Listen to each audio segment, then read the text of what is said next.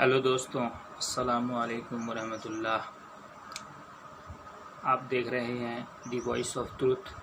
आज मैं फिर एक वीडियो लेकर के आया हूं। ये लॉकडाउन चल रहा है। भारत सरकार भारत के निवासियों के लिए अलग अलग अनाउंसमेंट कर रही है, लेकिन मैं भारत सरकार से एक गुजारिश ये करना चाह रहा हूं कि जो अलग अलग शहरों में डेली कमाने और खाने वाले लोग हैं, जिनको फैक्ट्री से निकाला जा रहा है, उनके लिए एक टेम्परेरी कैंप की व्यवस्था की जाए और टेम्परेरी कैंप में उन लोगों को जब तक ये लॉकडाउन चल रहा है तब तक रहने की व्यवस्था कर दी जाए।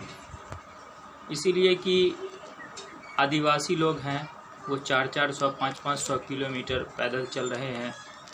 मैंने एक वीडियो देखा, उसमें बुलंदशहर से लोग पैदल आ रहे हैं, लखीमपुर खीरी, और भी दिल्ली से लोग पैदल चल दिए हैं बिहार के लिए।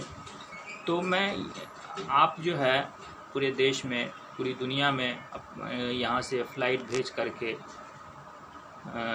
कुछ अमीर आदमी को आप ला सकते हैं, और अपने देश में जो आदमी एक राज्य से दूसरे राज्य में डेली कमा खा रहे थे, उनकी जब परेशानी का समय आया है तो आप सिर्फ लॉलीपॉप देने की कोशिश कर रहे हैं। उनको भी एक स्पेशल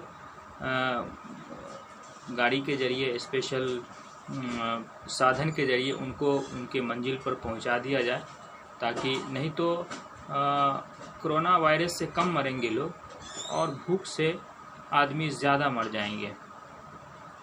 उम्मीद करता हूँ आपको ये वीडियो अच्छी लगी होगी। अगर आपको ये वीडियो अच्छी लगी है तो आप दी वॉइस ऑफ ट्रूथ को सब्सक्राइब करें, शेयर करें और लाइक करें। धन्यवाद।